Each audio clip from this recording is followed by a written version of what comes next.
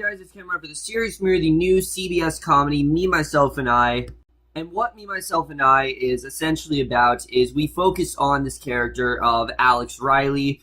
We first focus on him when he is a young boy at 13. We then focus on him when he is in his early 40s. And finally focus on him in his early 60s. And basically it's the kind of chaotic life that he goes through. And that's really all there is to say.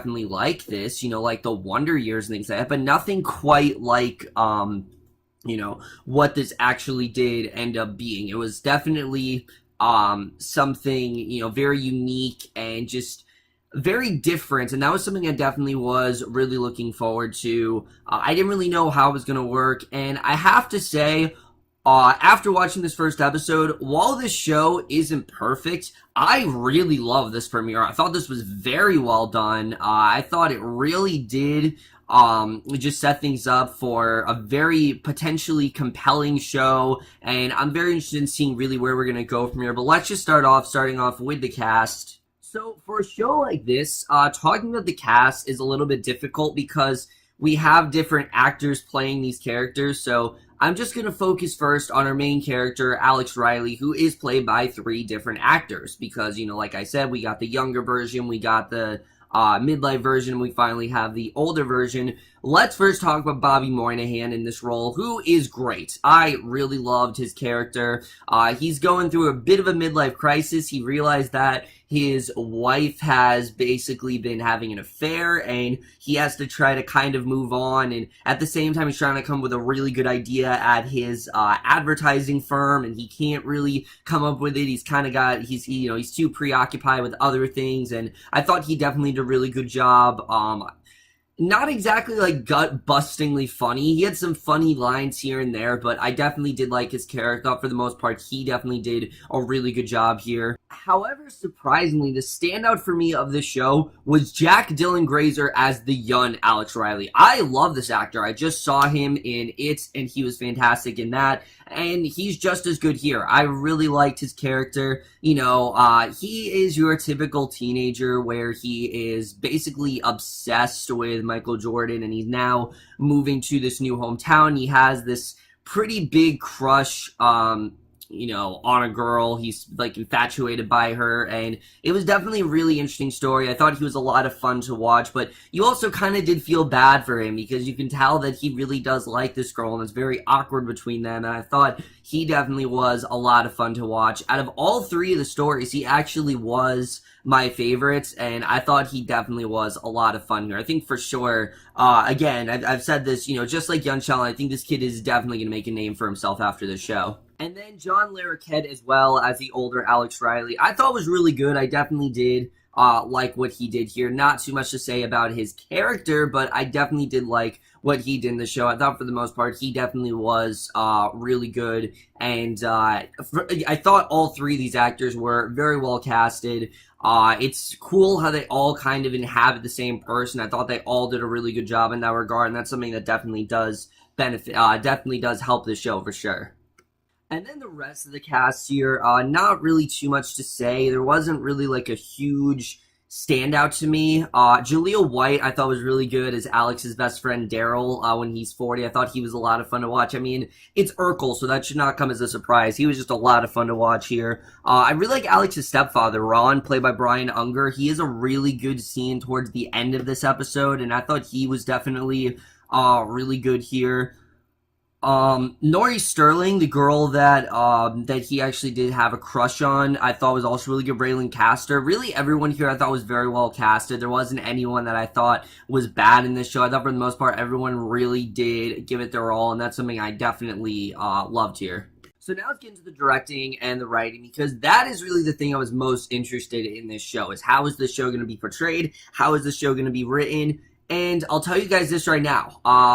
For the first, I'd say, 5 to 10 minutes of this episode, I wasn't really feeling it. I really wasn't. I thought the directing was a bit scatterbrained. It really kind of seemed like they had all these ideas and they were just kind of like rapid fire. It didn't exactly work for me in that regard. However, once the show went on, I'd say about 11 minutes in, I'm like, all right, I'm really digging this now. And I thought they did definitely a really good job with it. And the tone was very well established. This is a show that, yes, to its core is a comedy, but it also is a drama. It is, a coming of age show as much as it is a dramedy. And I thought that was definitely very well meshed together. I really did like those two tones. I thought they handled them very well. And then the comedy, I was laughing pretty consistently throughout this premiere. I definitely thought there were some really great moments here. I definitely did enjoy what we got here for the most part.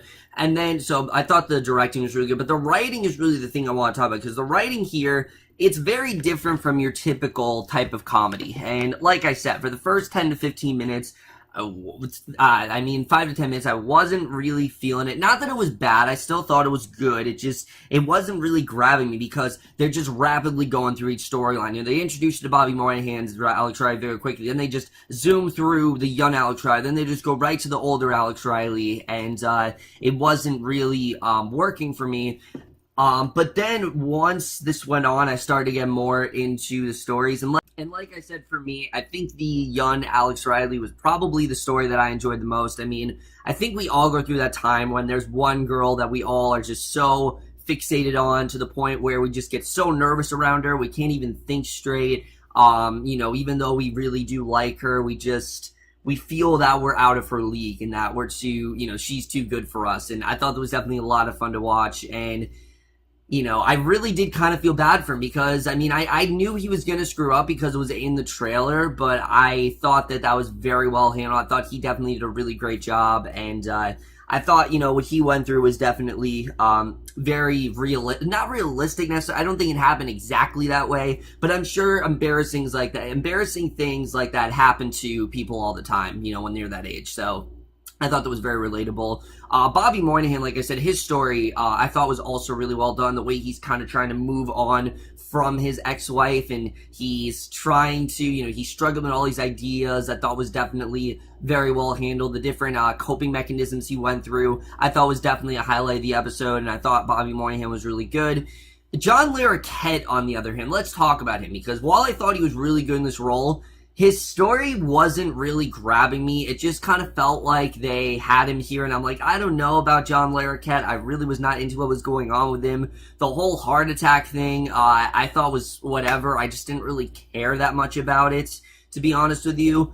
But then, at the end of the episode, that's when I really started to get into it. And that's something I definitely did love about the show, is the connective tissue between all three of these stories is actually very well handled, because the first 5 to 10 minutes I'm like, okay, why are we getting all these stories? But then towards the end, when they started to connect everything together, that's when I really started to say, this is actually a very well made show. And I thought there was something that it's not easy to do. It's really not easy to connect all these stories together, but they actually are very similar when you look at them. And I was definitely very happy with the way that actually did portray. I thought they handled that in a very smart way. As far as the comedy, I was laughing pretty consistently. I definitely will say that there weren't too many jokes that didn't land for me. Like I said, mostly John Larroquette stuff I just wasn't really all that into, but most of the humor really did work for me. I was laughing a lot here. But I do want to clarify, this is not like laugh out loud funny. This is a show that you'll watch and you'll probably laugh a lot, but don't expect it to be laugh out loud funny. This show is a little bit more serious than you're probably expecting, and that's one of the reasons I actually enjoyed it. It's not just a comedy, it actually is a dramedy, and I thought they handled that in a very smart way. And it wasn't it didn't throw me off, because they pretty much advertised it that way, so I kind of expect it to be more of a dramedy, and that is essentially what we do have here. And then, like I said, with John Larroquette, he wasn't really grabbing me. But then the end of the episode, when he actually goes into that diner and he's talking to that girl about Nori and how much he screwed up, and then we realize that, holy shit, this is actually Nori. That was an amazing reveal. I loved the way that was done. I thought that really made me want to tune in for the next episode, and they handled that perfectly. I definitely, after that, I was so on board with John Larroquette's story, and I'm very interested in seeing where we're gonna go with that after this reveal, because there are so many possibilities for where they could actually take that, and I'm really looking forward to seeing how they do explore that here. The cinematography in the show as well, I thought was really well done. The way that they would kind of just jump cut between the three of them, I thought was really well handled. Like I said, the editing for me, really my only thing with the show is, besides John Larroquette's story not grabbing me till that very end, but absolutely now, I'm definitely on board with it.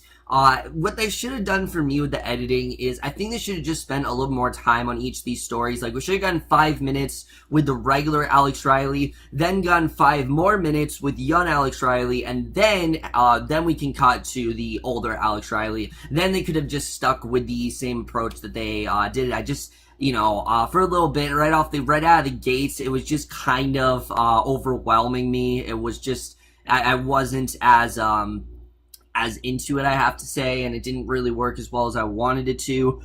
Also, one of the other things I really did enjoy about the show is that it seems like from here on out, this is going to be sort of a, serial type show. It's not going to be something where it's like, oh, we're just seeing different events in each of their lives. It's actually going to continue with the story that we saw in this episode, and that's something that I definitely wasn't expecting, but I definitely am very happy about. You guys know how much I love serial shows, and with a show like this, I think it makes the most sense to actually do that, and I'm looking forward to seeing how they do end up taking that approach. Like I said, I thought the way that they connected everything together at the end with that Michael Jordan metaphor, it actually does make a lot of sense if you think about it. And for a while, I wasn't really seeing all of them as the same character, but after that Michael Jordan metaphor, then I was like, all right, now I'm definitely on board with the show. And from there, it just kind of got better and better as it went along. Other than that, guys, I pretty much really enjoyed the show. I definitely recommend you guys check it out. It's quite different from other comedies on TV, and I actually do think it may develop some of a following because of that, and I'm really hoping the show is at least somewhat successful, because I really do think there's a lot of potential here, and I'm looking forward to seeing where the rest of the show is going to go. And I'm definitely going to give the series premiere of Me, Myself, and I a B+. So over, guys, from the series premiere, Me, Myself, and I. Let me know what you guys thought of this episode overall. Loved your thoughts in it. I definitely really did enjoy this premiere. And I will see you guys in my next video, and I will see you guys for that. Okay, bye.